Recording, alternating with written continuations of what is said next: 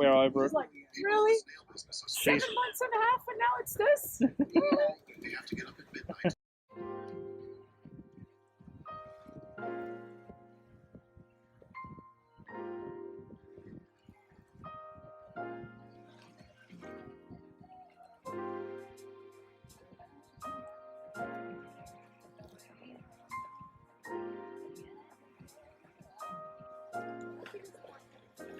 so you go back. That too. So we're our first day in the Aegean Sea. We've crossed across the Ionian, and we're currently heading across to Turkey. It's blowing about 10, 12 knots. It's not too bad actually. It's actually quite nice. And because we know that the Aegean can be unpredictable, we have got a fairly good weather forecast. That's the reason we departed when we did. We've managed to fly the Code Zero sail, specialist sail, off the bowsprit. So it's performing really well. We're doing about 5.5, 6 knots with that. And we've got the mainsail up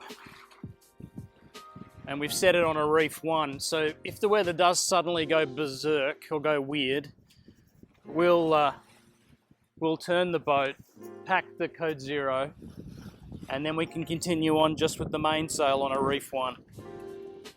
We certainly won't be going the speeds we're going with the Code Zero, but we'll do our best.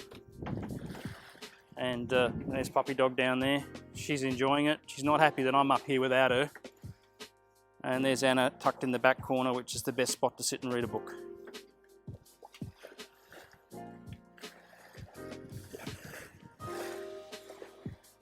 Turkey, somewhere over there in front of us.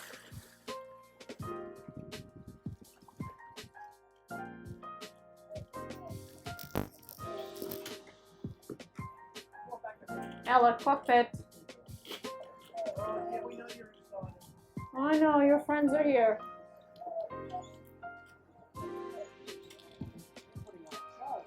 Yeah, but where? Where are they now?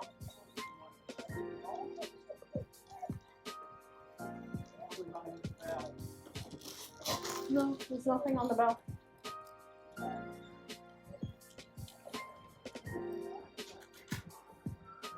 Nah, stay.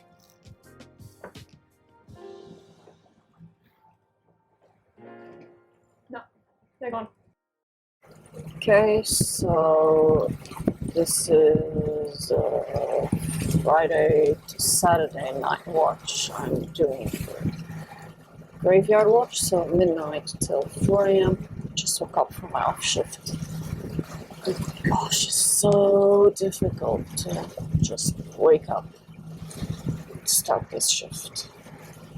Anyway, we're passing a little archipelago of Greek islands. It seems to be a bit of a pointing turn for the cargo ships. We had a few difficulties just at sunset with 2 cargo ships at the same time that were passing really close to us. I don't think John had any similar issues during his night shift, and hopefully I won't have the same issues again on my night shift. It's not good, I'm really sleepy.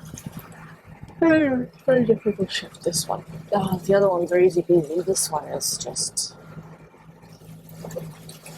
stunningly difficult. Anyway, here I go. So this is the Google Islands that I was talking about. And this seems to be the little turning point. So earlier in the night, so just the sunset, we had a problem with, we had 2 cargo ships coming from this direction. We're still doing a 90-degree heading. So we had 2 coming from this direction and 1 coming from south.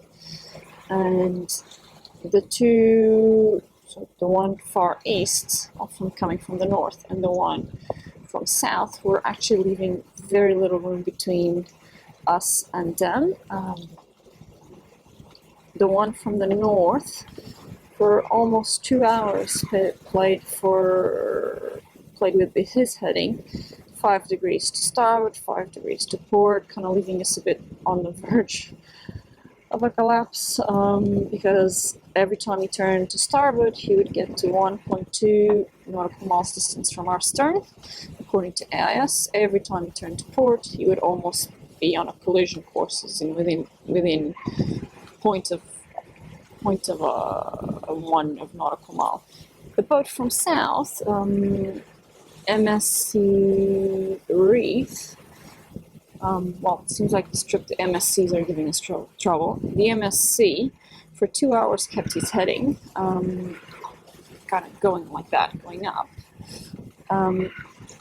Constantly, we were at a distance of just a couple of 100 feet from us, which is quite unpleasant, especially when you're at sundown and night's coming, because then you can't really tell much of what's going on.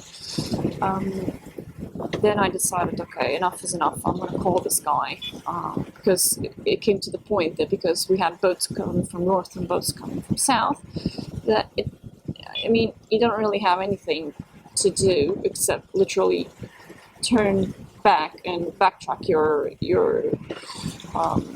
path, literally. Like, there's no change of direction that really helps. It's just a couple of degrees. If they don't take any action, you're in trouble. Anyway, we've called them on the VHF. Eventually they replied to us and they said, okay, we'll pass behind your stern, just keep your course and your speed. Anyway, of course, 1 hour later, they still haven't taken any action. And then we started hearing a bit of chatter on the VHF. So, between a couple of cabins, which kind of suggested that they were talking about us, but not 100% sure that's what I'm saying. But the conversation was constantly, and it seemed to be from the boat from the north to the boat from the south, because they would both cross paths also quite close to each other, besides close to us. What are your intentions? What do you want to do? How are you going to negotiate this? Anyway, we had asked this boat from the south to, just bear a couple of degrees to your port, and that will be fine. You'll pass with an acceptable to us distance for the current conditions. To the boat to the north, we didn't actually reach him because we could see that he was literally trying to figure out what to do. So we didn't really bother much with him. Eventually, he would get on the right heading. And he did something similar to what this one's doing. But this MSC, eventually it was 30 minutes for anything to happen, and he started turning to starboard, which put us literally, we actually saw the dial go to 0 feet on collision, so he was dead on us. And then eventually, very short timing, 20 minutes, mind you that he was doing, when we started, he was doing almost 20 knots. He had to drop speed to 70 knots and then bear way significantly to port, which had he done originally what we requested him to do, and he said he would do it, which was to bear a couple of degrees, he would not have needed to drop his speed or to change his course a lot, because it would be very clear to the other guy that his correction would have to be, and the two of them would pass by each other. Anyway, obviously we had to drop the speed, and then there was a bit of a nasty tone chatter between the two of them. But as for us, we did pass. But I can tell you it was 1 hour of a bit of uncertainty of what was going on, because it's very pretty when they say, "Oh yeah, sure, you're 22 nautical miles away from us." Yes, except if you're coming at 22 knots, that means you're 1 hour away from us. If there's another guy coming exactly from the opposite direction at 70 knots, it doesn't really leave us much room of action because we're only doing 6. And even if we push the engine to its maximum, we're not really going to be doing much more than 7, 8. Oh, and we have current. We have a current against us, precisely 1 knot. And at that time, I'm almost sure that it was 1.5. So, I mean, it's inglorious, like, you're trying to get away from these guys, and they think it's all fine and good, because for the last few months they probably have not seen a sail vessel for a really long time, so they kind of seem to have forgotten that there's these vessels, these boats that don't really move at great speed, in general. Of course, we can do much more speeds, much higher speeds, but those are specific conditions. They're not the general conditions as of now, when there's virtually, at that time, no wind. Anyway, rant over. I'm clearly tired. These cargo ships are annoying me as heck.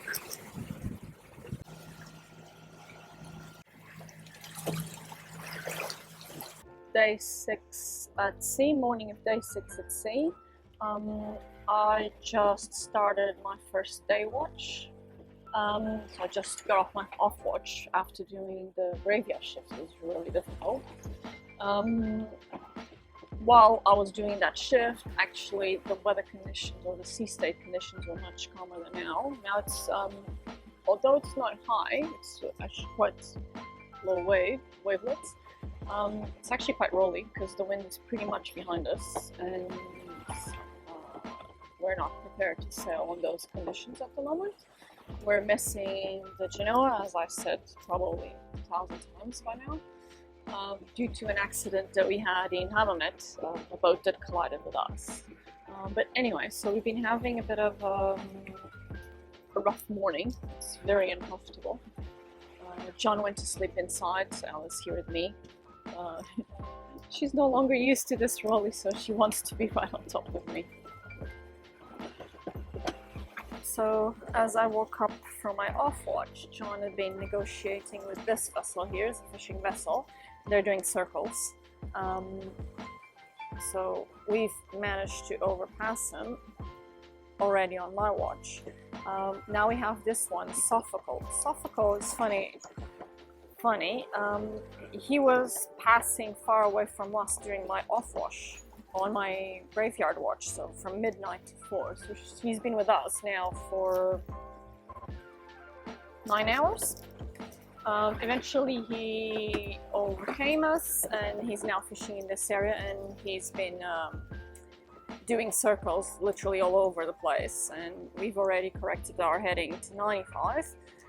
Previously we were doing 90, and to pass this one here we had to correct it to 100, so now we're back at 95 because we have this big one that showed up out of the blue, as in he didn't have his AIS on, and then as he engaged fishing he looks like he turned his AIS. It's supposed to be a big trawler according to the information available on AIS, but he seems to be pointing upwards from us, so not so worried about him right now. But Sophical has been being a bit naughty. Can't get rid of him. He's always here, pointing at us, pointing up, pointing at us, pointing up, and it feels like it's the longest 15 minutes on Earth. Anyway, so as you can see, actually the sea state is reasonably calm, but because the wind is right there, we're rolling quite a fair bit, and it's a bit uncomfortable. Anyway, hopefully we only have one more day at sea, and that will be probably the longest trip we've been at sea so far. Today is the 6th day, so that means we're estimating for 7 days at sea, and our longest trip so far was from Madeira Islands to Lisbon, back to Lisbon. It was 5 days at sea. Anyway, this one is behaving like a trooper. Super well behaved. So it's the afternoon of Saturday? I'm confused with the days now. And it's super rolly. The wind is still on 150, and we know there's Meltemi. We already knew it from the forecast that showed that there was going to be Meltemi during the crossing, but it was the best forecast we had to do the full crossing, not just the Greek part. Of course, we're paying for the Greek part, having a bit of difficulty to sail without the headsail, without the Genoa. Right now, we're starting to feel the swell coming from the Meltemi a bit further north. It's a bit of a confused swell that is kind of hitting us after the beam.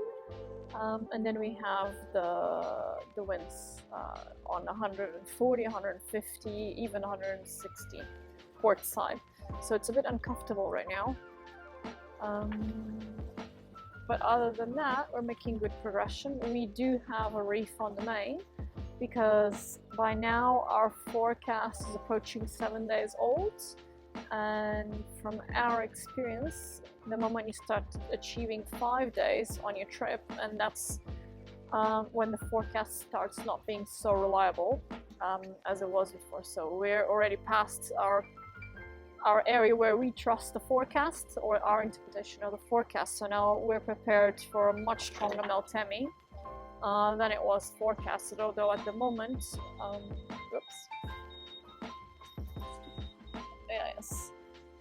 although at the moment we're only experiencing winds up to 14 knots, and usually with that kind of wind speeds we would have the full main hoisted, and we'd be taking much more advantage than we are right now.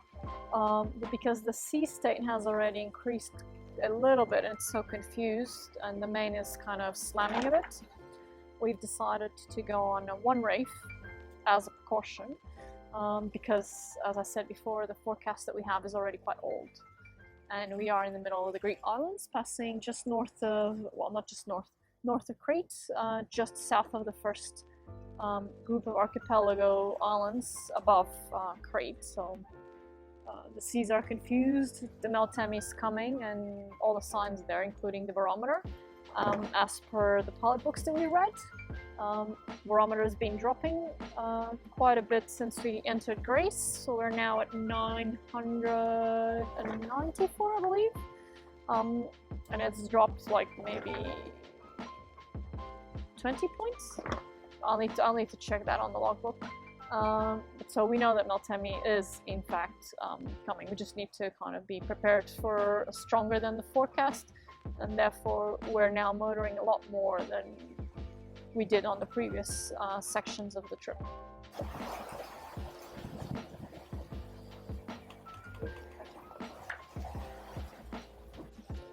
And baby Ella is being very cuddly. Look, I can't even move. She decided to kind of lay down on top of me, so I can't move.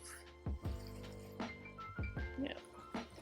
She's a bit fed up with all this commotion of the waves, but she's been a trooper so far, so she's just a bit fed up. She's on the are we there yet? Are we there yet? I had a snooze. We're not there yet. Okay, are we there yet, Mom? John is trying to sleep without much success.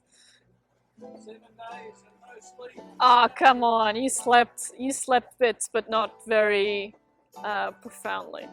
Anyway, he's been trying to sleep for hours, but the boat is slamming quite a bit, so it's not really up to John's standards of comfort for sleeping underway.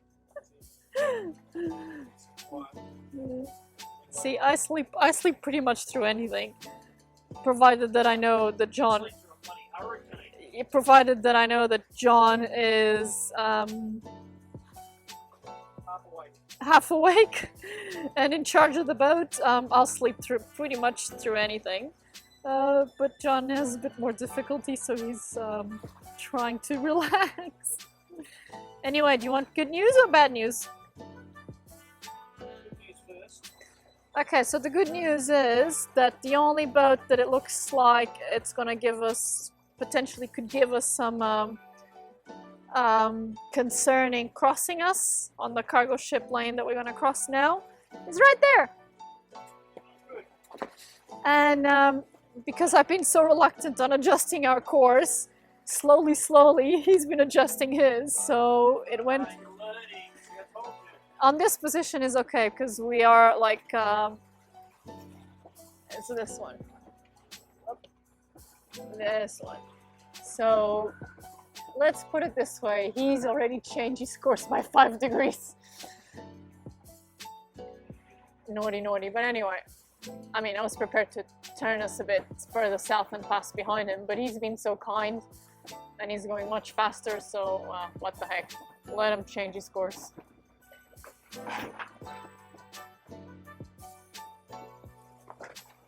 There he is. Ta-da! That's the face of a true salty dog. Had to harness her to make sure she doesn't jump off the boat. So it's quite swelly and we're rolling quite a bit, but where does she want to be? On the combing? Like that, so she's tethered. Can't see it, but she's tethered and she's crying of happiness. Look at the face. Did you get the wave, Ella? Did you get the wave? Go get the wave.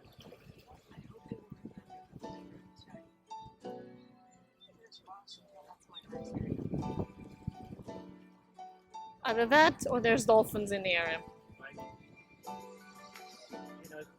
Yeah, she tends to do this crying business when dolphins in the area. So, our dog cries of excitement. Anyway, a true salty dog. You would think that she would be seasick, but nope. There she is. Happy as Larry.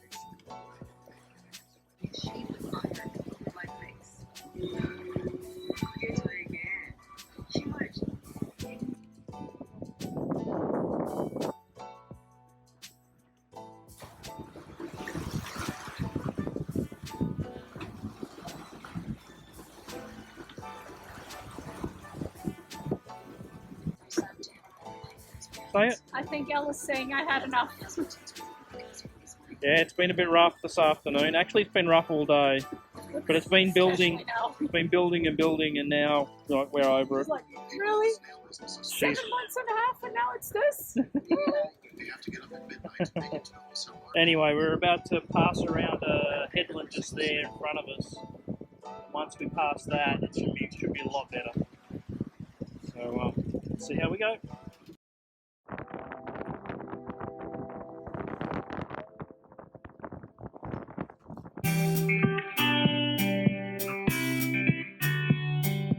Thanks for watching. Don't forget to subscribe and check out our social media. Head out to our Patreon page and buy the dog a bone.